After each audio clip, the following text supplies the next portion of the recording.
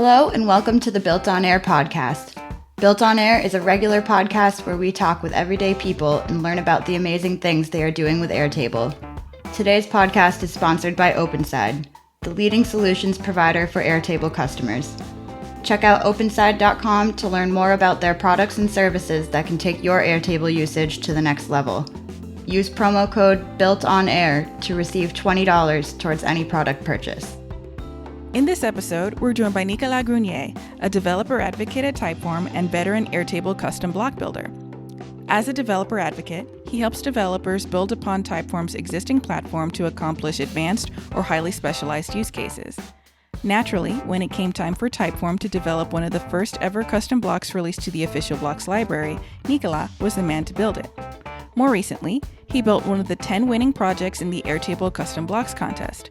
A game changer for e-commerce spaces, his shipping block can take in an order record, retrieve shipping quotes from multiple companies, generate shipping labels from the selected quote, and even track shipments in progress. We discuss how he came up with the idea for the block, how the Custom Blocks API has changed over time, and a look to the future for custom development for both Typeform and Airtable. Good afternoon. Hello. Thank you so much for being on the podcast. I want to first start by saying congratulations for participating and being one of the winners in Airtable's recent blocks contest. Thank you. I mean, congratulations to you as well, because I think you were... We're not here to talk about me. We're here to talk about you. Yeah, it was definitely a nice surprise and a fun email to receive, but really love the challenge and love the competition around this. And I happened to build something that others liked, so it's great. Mm-hmm. I really liked it. For everyone's understanding, the block that you made, which won the contest, was shipping block. So would you mind explaining briefly what it did and how you came to make it? Yes. So the whole idea was trying to help people that were running small e-commerce shop and that were running the whole back end of this e-commerce shop on Airtable, and trying to give them a solution for them to manage the different shipment they may have. So the shipping block helps you create labels where you decide how big is the package that you want to send, where you send it from, where you send it to, and then it creates a label that you can just print and put it on the package. And every now and then you can just check and see how is the delivery, how far he has been, and where it is right now, and if has reached the customer. Incredibly practical, but that is not the first thing that you've built. So let's start with how you came to find Airtable. So Airtable has been in the radar for a while. They're doing great stuff on providing to the community of the no-code community. People have been using it for a lot of backend and building a lot of apps around this. I'm not an expert in it. When I see what people have built on the universe, this is totally crazy. I'm really a beginner on the way to use Airtable. About a year ago, when they were starting this project on the custom blocks, I got lucky because my company, Typeform, got approached on like, hey, would you like to be interested to try our beta and be part of our launch? So I got to play with the early versions of what is the custom blocks now. And then through this, I get to learn more about what was Airtable, how people were using it, and which type of workflow that could be built on top of it. And then when the contest came around, this is more me, my personal self, and wanted to do something different on it. And play around and actually build something for the real people that are using it for real on their real projects. Great. So you actually made the Typeform block for Airtable. Yes. So were you chosen specifically, or did you work part of a team? So my role in the team, I'm a developer advocate. So I'm helping people in our developer community at Typeform that want to build things on top of Typeform. And so if you're not familiar with Typeform, we are a quiz and survey solution to build really interactive and conversational interfaces. And part of my role is also to go explore other platforms and see what it is to build and get our experience or get our data in those new platforms. So whenever there is a new platform that comes to us and say like, hey, let's build something together, I usually the person that has time on the team to go explore and try things. Makes sense. So Airtable has its own form view, but they're a little bit limited in terms of the amount of customization that you can do and the format that it might take as compared to other form services like Typeform. So when you were coming to try out the custom blocks beta, no one else had really seen it. And so you kind of had like this almost like private experience, and I'm sure your experience working with it, being one of the first block developers, helped shape where it is now. How did you interact, or did you interact with Airtable's development team and say, hey, I think we should do this, it would be easier to build blocks if we did this, etc.? So the beauty of being an early adopter and an early developer that has access to the beta version is that you have a really close relationship with the team. So the Airtable team has been really helpful, and they were looking for feedback. So anything that we can bring on the table and say, like, this is where we get blocked, this is where we have issues, they listen to those feedback. And I can see that the framework did a lot of improvement. It has a lot of improvement compared to what it was a couple of months ago. The main one, and one of the things that was very frightening for me when I got started, is everything around the UI, because it's really the custom blocks are really a blank canvas. You can do anything that you want on it.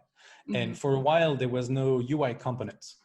So I can make my own GeoCities type of things where it will be like very neon-like colors because I don't know anything about UI, and I will just make poor decisions on UI stuff. But thanks to the UI components, now it looks like a complete Airtable experience. That's actually really interesting that you say that, because when I started working with the custom blocks, the one thing that I came away from it with was, I'm so glad that they have these UI components because it feels like this thing that I'm building should have been part of Airtable from the get-go. And it made me feel like I, came closer to completing a true complete project. And so I can't even fathom doing all of this from scratch and just having to wing it in terms of UI design. That's actually really interesting that you bring that up. Well, I'm glad they made it, because for me, it has been the thing of, again, I'm not a UI designer, and I'm still a poor React developer, still learning on the job. But without this, it was too much to build, and it was too much of freedom. And I was like, I don't know what to do. Yeah. And so it was a good way to narrow the possibilities and narrow the UI experiences we want to give to the users, and which type of things we want to build. So was that the first thing that you'd built in React? Probably, yeah. Probably the biggest project that I've built, the 100% React thing. Yes, probably. Wow. Okay. Well, congratulations, because you made one of the formative blocks, which kind of inspired everyone to start fiddling themselves with the custom blocks beta. And then separate from that, you then went again and made another incredibly useful block, which, was so useful. It was one of 10 out of 100 some odd submissions. Very impressive. So in addition to trying out different ways you can integrate Typeform with other services, what else do you do for Typeform?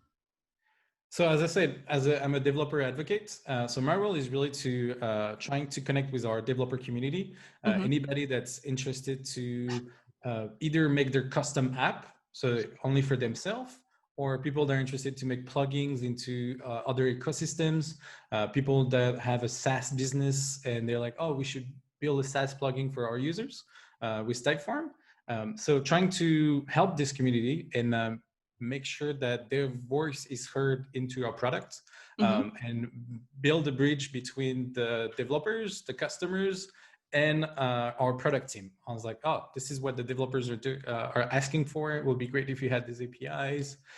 It will be great if we were providing this way of interacting with the responses. So making sure that the developers, the third-party developers, are heard inside the Typeform product team. That's great. It's always rewarding when you're doing something like creating a custom integration or a custom plugin, or in Airtable's case, a custom block. It always feels good to have that kind of backup support, that that the company is listening and saying, we know our product isn't perfect out of the box. Here are the ways in which you can help make it, custom fit for you. But did Typeform have something similar in terms of a custom blocks beta where, there's this infrastructure that they're building, or is it just kind of free for all? Not yet. Not yet. We're not there yet. Our shift to platform has happened about 2 years ago. So before that, we're really isolated. Like people are collecting things on Typeform. They do all the questionnaire there, and then they download their data as a CSV. They export this into a Google spreadsheet, into Airtable. They do that through Zapier. But like our ecosystem was very siloed, and our API was very tiny and small. And about 2 years ago, we released new APIs that let you do more things. So if you want to create forms, and this is an API we use on the Airtable block, where we'll let you create forms via API, we'll let you modify those forms, we'll let you change the themes. So now you have more and more things that are available via the API. But we're not there yet in terms of like creating something inside the Typeform product. For now, it's really more the data out type of workflow, where like the data is in Typeform and you want to push this into Airtable, you want to push it to a MailChimp, you want to push it to other apps. But eventually in the future, we can open more surfaces in the product.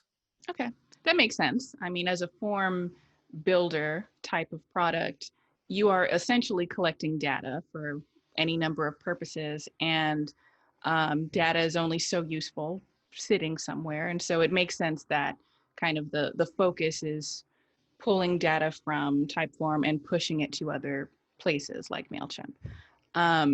Do you have a personal favorite type of integration that you've seen? Oh, people have built a lot of crazy thing, really.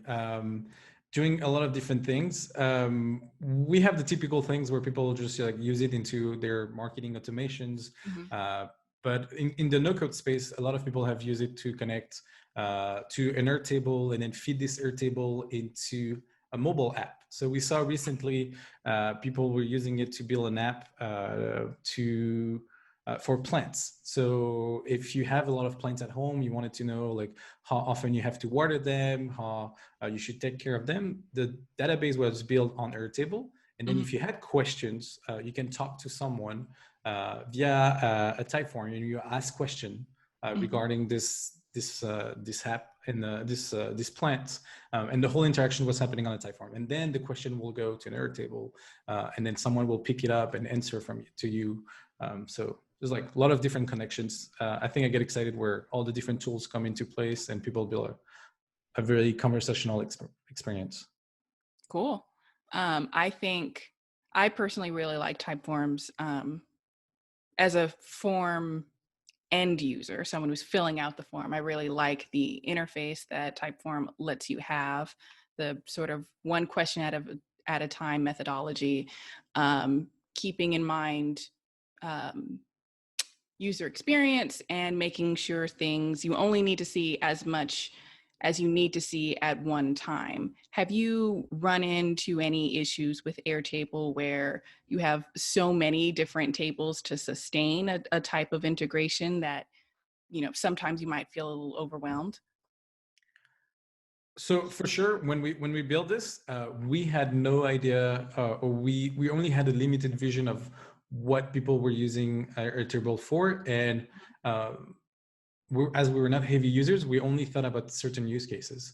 But once we put it in the hands of people, we realized that people are building tables that had 1,000 columns. And it was like, oh, my app was not ready for this. Let's make sure we're ready to get more columns. Let's make sure we're ready to have more tables. And that's something that we didn't think about at the first step. And so might be quite overwhelming for the Airtable team to see how people are using the product, but also very exciting. I mean, I completely understand when making something like a custom block, you have sort of the option to hard code some values if you know you're building it just for this one base. But if you wanted something to have a wide use case like shipping block, you do kind of have to anticipate the different ways someone might set up a base and hopefully make it flexible enough to accommodate those different use cases. And when you're doing something on a deadline, like a contest, how did you get to a point where you had something that worked and then something that works for many people? So I will say this is a general advice for hackathons. You take shortcuts, and I took some shortcuts into this, and specifically on the flexibility. So I based the shipping block around the example that was in the universe around the pet store, on like how you run a really small e-commerce website. And so I tried to mimic exactly how the tables are working, like a table for orders, a table for the description of items, a table for order line items, and try to mimic this. So right now, it wouldn't work if people had another way of organizing their store. And there's some stuff that I haven't taken into account, for example, as well, where if you're thinking about shipping, it's important to think about the box of where you're going to ship the stuff and how much weight you're going to ship. And there's no calculation around this right now. But eventually this is something we can do, because this is data we have collected about each individual item. So we will know what are the different things that you have into your shipments, and we'll then make suggestions around based on this. But that's something that depends on how people organize their own base and how they organize their own tables. Sure. And so that's the thing where, like, also in terms of UI, like, and where the community and what others are building, this is where we have to think. We're like, what is the paradigm and how we ask this question? Is it always the question on just like a mapping thing? Tell me in which column you have this information. Tell me where you store that. Is there a better way of doing this? I don't know yet. Yeah, I know for me, when I was building for both of, I submitted 2 projects, and for both of them, I used one of Airtable's templates for bases. So I didn't have to think about how one might set up something for, a particular use case. So yeah, sometimes you just have to start from something that already exists and kind of just run into problems when you get there and then problem solve from there. Yeah, and it's good because you also encourage others to follow the same path, and it's like, don't lose yourself in all the possibilities of things you want to build. Just like copy the same base, copy these templates, and everything will work fine with it. So we'll provide you some stuff around it. Sure. So do you want to show us? Right, let's do this. Yay. So let me show you first how the table is organized. And the whole idea was to run a dog store where you buy stuff for your dog. And so we have different items. We have tutus, because why not have a tutu for your dog? That looks really nice. We have awesome turtleneck. And this is a friend running their own store for dogs called Wool Wag. They do awesome stuff. So I just borrowed a nice photo. And then so they have, this is the product base. And then you can run into the gallery. This is like all from what I got into the template. So I didn't build anything around this. Just put some nice pictures. They have clients. There's a table with clients, with the different detail address, where they live, what's the email address. And then they have orders. So there's another table with orders. Tuck. And then for each order, we have order line items. Similar thing for each thing that belongs to an order. This is how we know what's going to be part of the shipment. Sure. And so now, as you are going into the different orders, we have here a column for a tracking number. So this is something that I added. And once you launch the shipping block, the first thing it's going to ask you is going to ask for your Shippo API key. So if you're not familiar with Shippo is like an aggregator of shipping carriers, and it will help you manage all your subscriptions you have with USPS, DHL, FedEx, and they will try to give you the best rate. And they're one of the best API around shipping. And so I didn't want to build specifically for one carrier. So this is why it was interesting to build with an API like them. So you first put your API key. there, you give a name to yourself. What is the name of your company? You put where you're shipping from. You decide where you track orders. So this is one of the question I had on like how we make this flexible with the way the bases are organized. So we select this table, we select the line items, the column where we track the status, and the column where we track the tracking number. And so now we're done with this. And we have a couple of orders that have already a tracking number. So we can go on it and it will give us some details. So we know we're shipping from San Francisco, and in this case, it gets into Chicago for some reason. Oh yes, because that was the thing. I don't have a real Shippo account. So I had to play with test data, and they have some hard-coded status code, and this is what Shippo Transit is and Shippo Delivered is. So Sure. the addresses are not the real addresses that we have here, sadly. So for them, they ship to Chicago, but it was a good way to have the different states of an order. And so here you can see all different steps that are happening to your order, where they started from and how far they've been and where they are. And then to make a difference, this is an order that has been delivered, and you see all the different steps again. The last part was once you have an order and it doesn't have a shipping number, it was to create a shipping number and create this label. So this is the way it looks. Again, I'm not good at UI, but you create a new shipment, you create a new shipment, you find a column for the client name. So here we have a client name column where we ship that to. Again, we pick on a column. So we try to do the mapping only on columns that could be relevant and on a specific type. And which column does line items. Here you have the details of the different things you're going to ship in this order, with the cost, the quantity, things. Then you get a quote. And this is calling, again, now the Shippo API to be like, okay, I have this shipment from San Francisco to Morgan Hill in California. This is what's in the box, how much space it takes. Tell me what are the prices. And here it gives you 3 different options. Tells you how long it takes, tells you what is the price, and trying to give you which one is the cheapest, which one is the fastest, and which one has the best value. So you pick one, you click create a shipping label, and now here there's a shipping number that has been added to your listing. There is the shipping label here, which is an example. You can't really use this number yet, that you can just print and put it on your package. And it has a tracking URL. And because it's a fake tracking URL, because this is just a testing number, it's not related to any packages. But in the real case here, you can just go and find the package and see where it is. And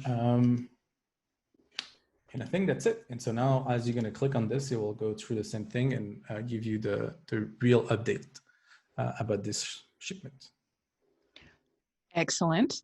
I know we're working with test data, but it's very clear to me how you would in actuality be pulling from all of these different fields and cutting down the process I imagine it would take to get quotes from any of these major shipping companies. And depending on the size of the business that you're working with, sometimes you might be shipping locally and sometimes you might be shipping internationally. And so this is critical, I would imagine, from a systems operations perspective.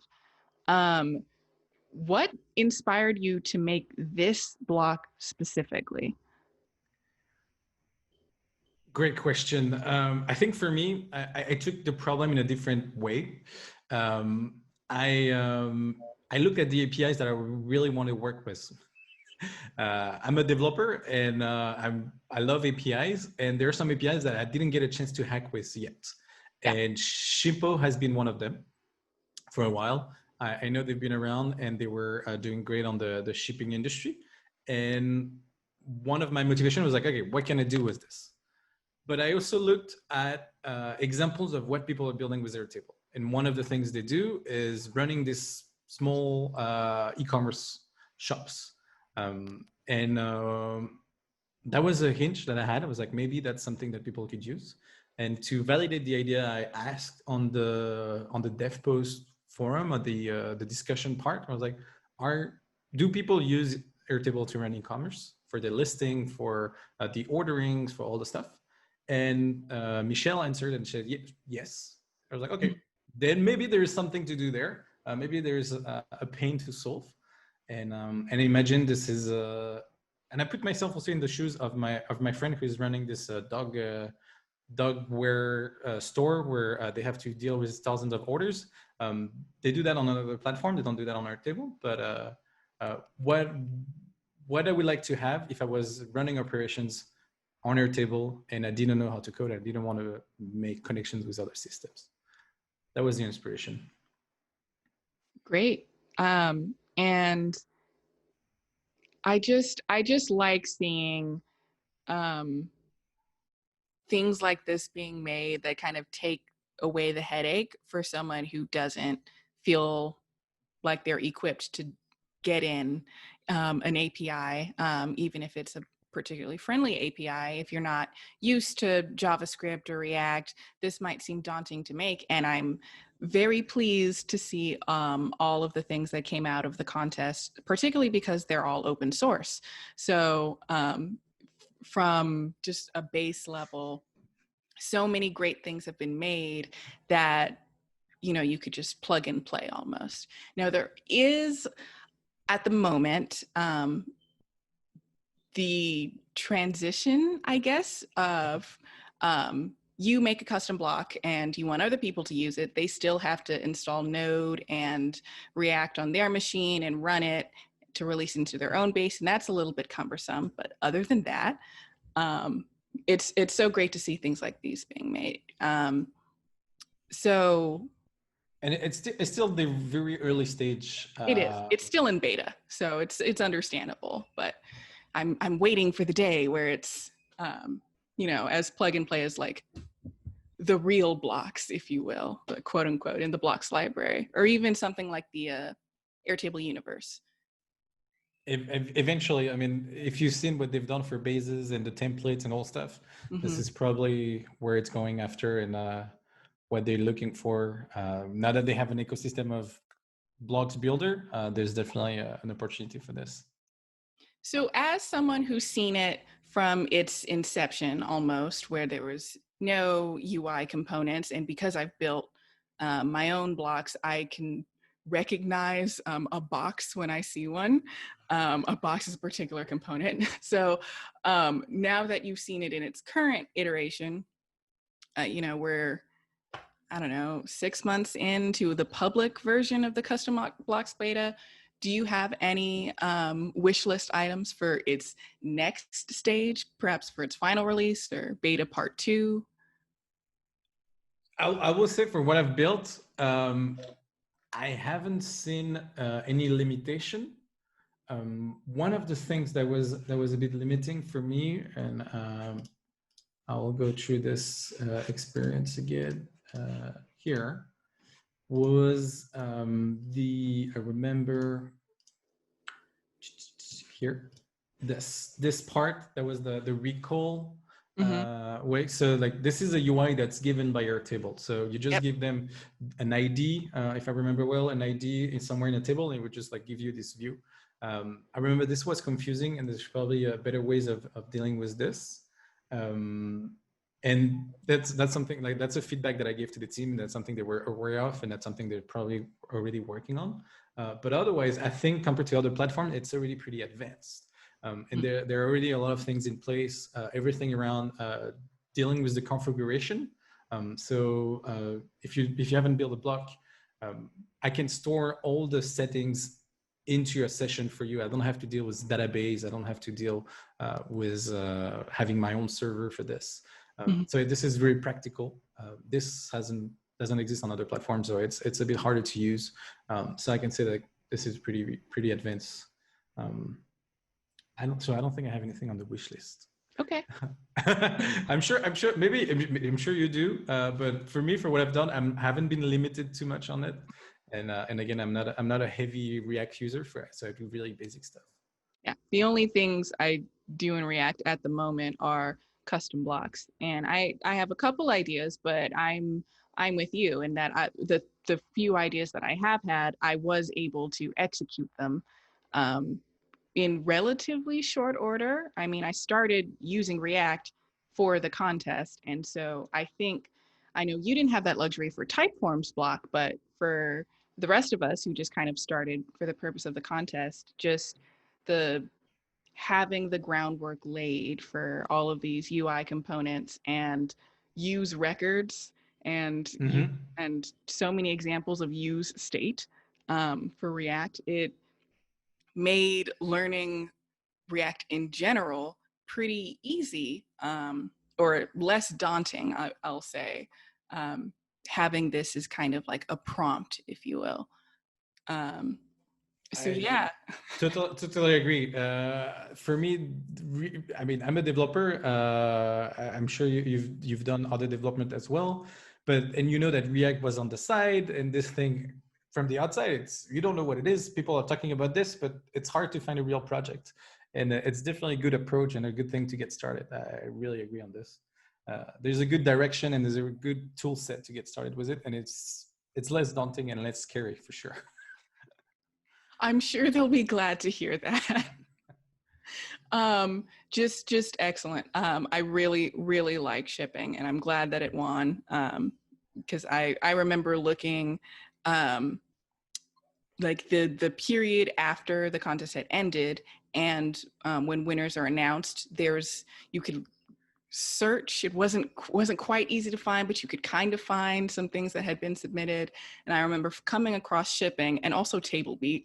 I'm so upset TableBeat didn't win because it was so excellent. I don't know if you've seen it, but they remind me what it was. Yeah, TableBeat turned your sheet into, it made beats depending on your column and row setup, and it was so cool. I was like, this has to win for wildcard, and I was so upset for them. I loved it, but I also found shipping, and I was like, this is genius. Of course you would want this, and of course it would be a block.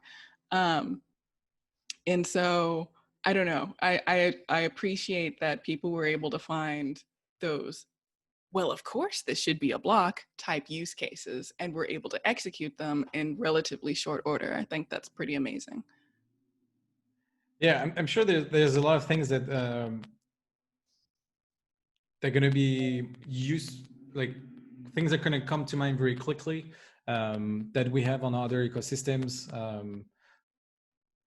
Things to check an email address, things to add an email to a sequence of a marketing flow, like connecting with other things. But there's probably a lot of things around custom blocks. Some things are really only for a specific company, a specific use case, and they're not really made for the marketplace because, as you said, people have a really personalized and their own way of organizing data in Airtable. And so there's probably a lot of work to be done on consultancy on building custom blocks for those specific use cases.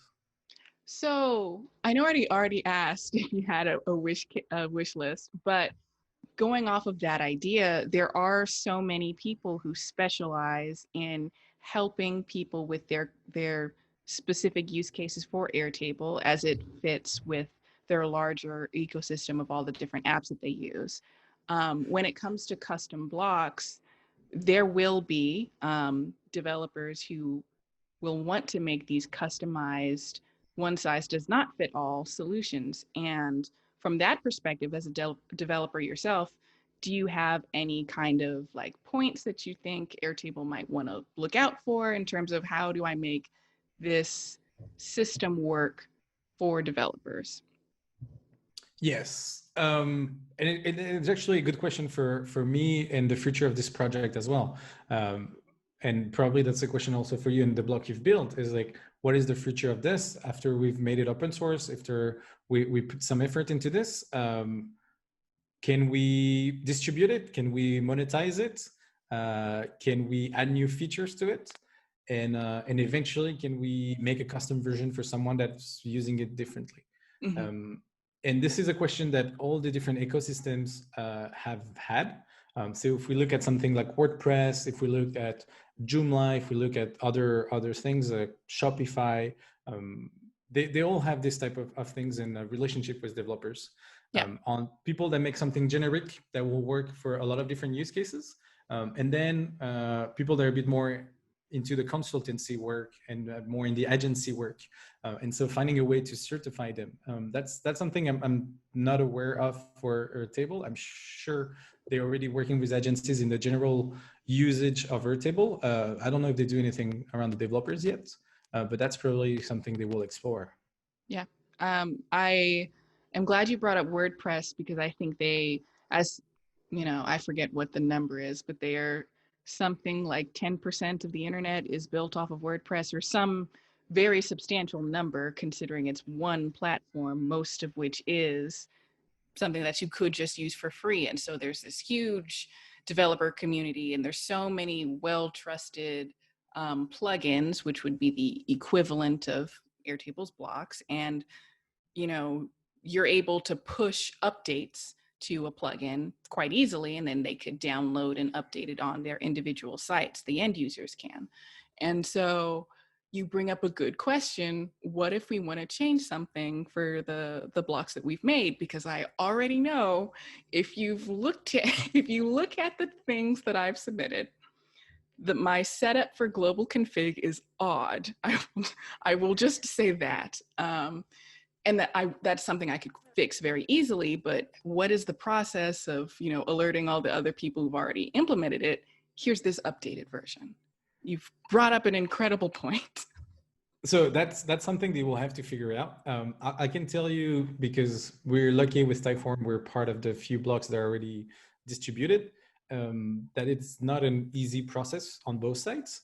So we make changes, but there is a whole QA part with the Airtable team, because they want to make sure that it's going to work well, it's going to work for all the different users, and in all situations. And this is where they're really helpful, and this is great to have a relationship with them on that side.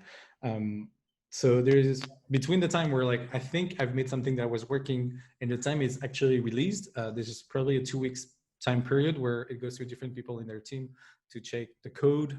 So they do a code review, they do a QA review, and then it gets shipped and distributed to everyone that has the block installed. But that works well when you have just a couple of people in the platform and they have specific relationship with those companies. Now that if they open the ecosystem, I'm not sure how that's going to work, and they're probably going to find other solutions for this. And there's currently, I don't think there's a versioning for blocks. Not that I'm aware. Yeah, so great, though. I think when you update your blog, you update for everyone. When it's released, for now, I think it's for everyone. Yeah, we have it seems right now there's remix from GitHub. So, you know, all of the newcomers to the block will get the most recent version as it appears on your GitHub. But I think the people who already have an installation on there, there's no kind of way to let them know, unless you build into your block some kind of, you know, using GitHub's API, some kind of alert that's like, hey, there is a newer commit to that GitHub, and then there might be a way through that. But that seems like a lot of extra work to do on a per block basis. I would just wait for them to provide this, and eventually that will happen. Agreed. I think now that I've said it aloud, I realize that might not be as worth it as it may seem.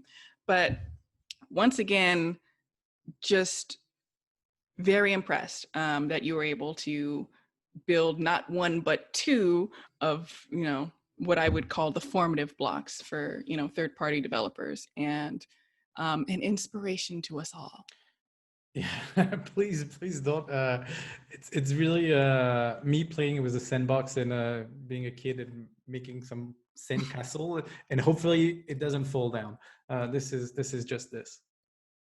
Yeah, well, I'm hyping you up, man. You have to be a little bit. You've made something great, not once but twice. Yeah, I'm very proud of you. but that's very nice. I'm really touched. But I want to encourage everybody to try this. Mm-hmm. It was my first experience with React. You shouldn't be scared, and definitely. And this is where this contest and the team at Airtable has been very helpful. It helped me learn something new and gain confidence in my work. So this is the right platform to do it, I think.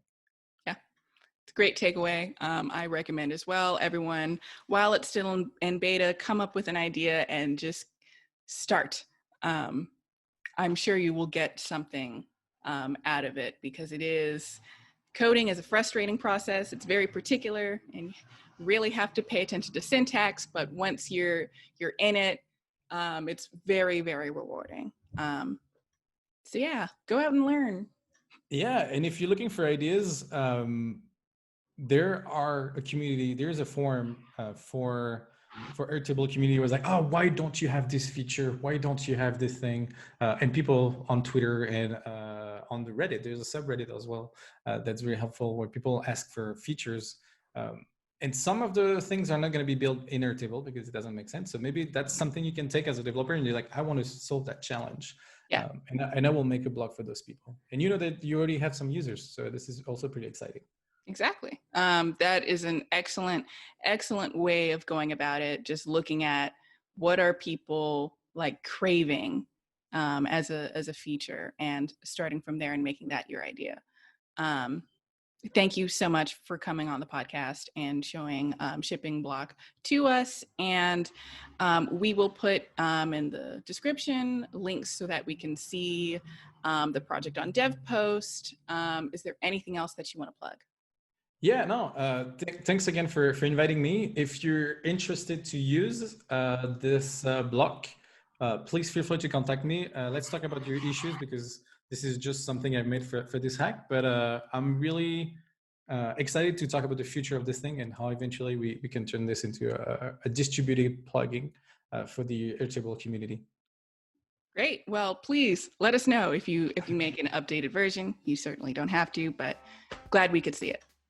Awesome. Thank you so much. Thanks for watching. If you enjoyed the episode, be sure to give it a like or hit us up on social at BuiltOnAir. We always love to hear your comments and suggestions. And don't forget to subscribe to catch new episodes when they release. It helps us keep the podcast going.